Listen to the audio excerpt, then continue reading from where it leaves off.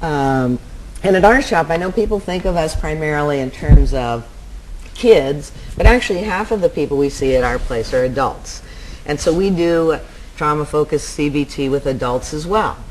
And I just finished up with a woman who, again, it was, I don't know, this 8-session thing is kind of a happening thing, I guess. And in fact, for the child version, we do have some data now showing that you're getting about as good results in 8 sessions as they got in their initial studies with 12. But this was entirely driven by managed care, because this woman, she's an elderly woman, victim of a break-in, beating and rape, and she had a coverage at a place that doesn't ordinarily pay for out-of-network care, but because I called them up and said, well, I'm just trying to inquire about whether or not you have the evidence-based treatment that works for this problem, prolonged exposure or cognitive processing therapy, and I couldn't believe how well it worked.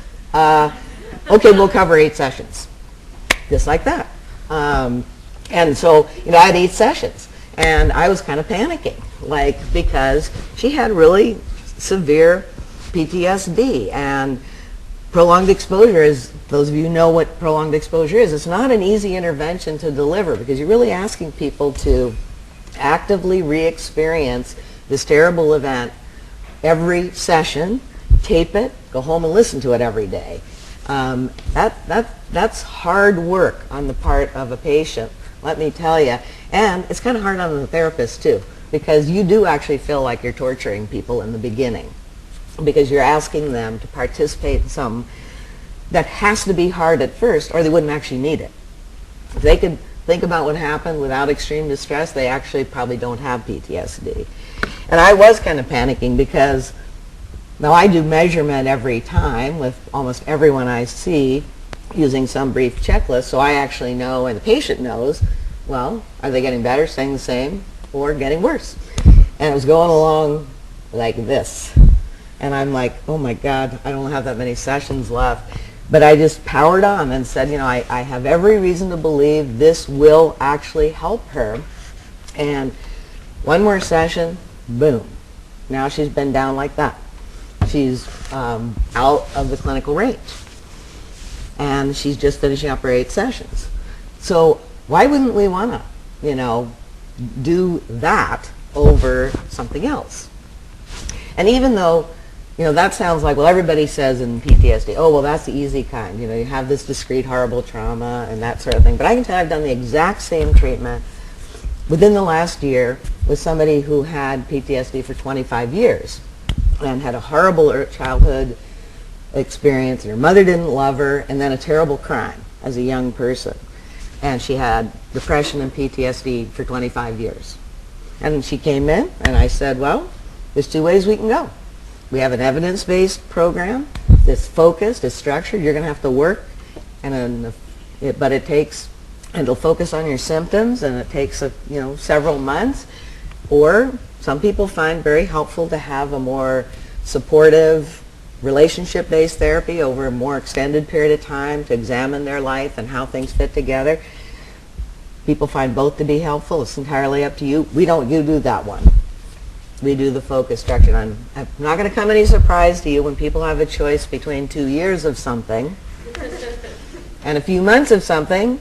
Most people are going to choose the few months. I haven't yet had anyone of these chronic child abuse in the past choose the long-term relationship-based. They all want to get better.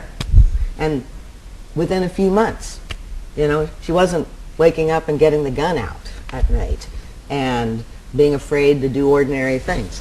So that's kind of my evidence that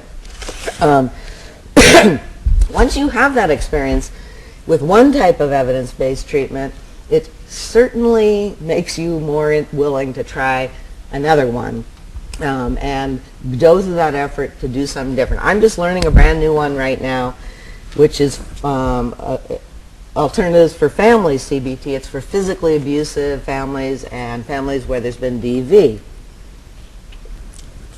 And I know the developer, I've taken the class, I've read the book, and I felt like, well, I ought to do it if we're going to have it in our clinic. And I was all like gung-ho. I was really going to, I could just bring the manual with me and just pull that thing off. And the whole thing spiraled completely out of control the first 2 sessions. And I'm like panicking and sending emails to the developer and saying, okay, I blew it. Your intervention doesn't really work. And it turned out it was actually me. But basically, this is a mother who'd beaten her kids for years. She'd been reported as CPS before, sent to other treatments before. She was extremely hostile and angry, practically spitting. And I kind of feel very comfortable to share a little bit more detail about her story because she has agreed this past week or so that to be in a training video for Dr. Kolko, who's the inventor of this intervention, because we do want those miracle cures to be spread around the world. But I had to call reinforcements. I had to get somebody who'd already done it to come in. Like literally one night she's screaming and yelling at me and at her kid. The kid storms out of the building at 6 o'clock at night. I mean, I was a goner, and luckily Naomi Perry was in her office, and I knew she knew how to do it, and I had to go get her. And we've been doing the treatment since then, and I'd say it's been, I don't know, maybe 10, 12 sessions at the most, and it's like a different family. It's like literally a different family. This week, there was an event. The kids broke the washing machine. Now, as everyone in the family agreed, that this might not have been handled in the best way in the past. I mean, as the kids said, there would have been whoopings going on. There would have been a lot of screaming and yelling. Yet this mother is sitting there smiling while she tells us about what happened. She, she said it was really annoying. It really made her mad, but she didn't think of it as their kids doing something on purpose anymore. She understood that kids do things that they shouldn't do. She gave natural consequences, and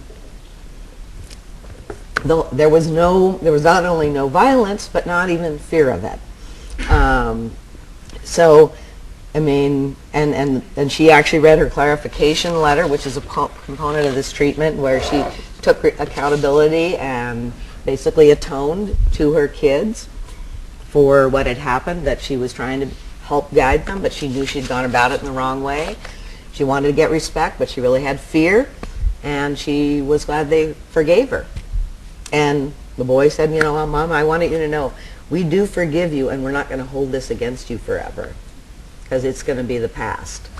Now, I don't know if you can beat those kind of experiences for evidence of why following a program is worthwhile. But I do want to say, I didn't actually sit down and follow the manuals, like step by step, session by session, lockstep, that sort of thing. I did a certain amount of mixing and matching. Some people, in some of my cases, people don't need as much of this or that, or I switch up the order, or sometimes there's certain components, people don't really need at all. So I would think that, the way I practice now is what Phil Kendall, who's the inventor of Coping Cat, described as flexibility within fidelity. And meaning basically, you don't have to necessarily follow a cookbook, but you never stray from the basic principles.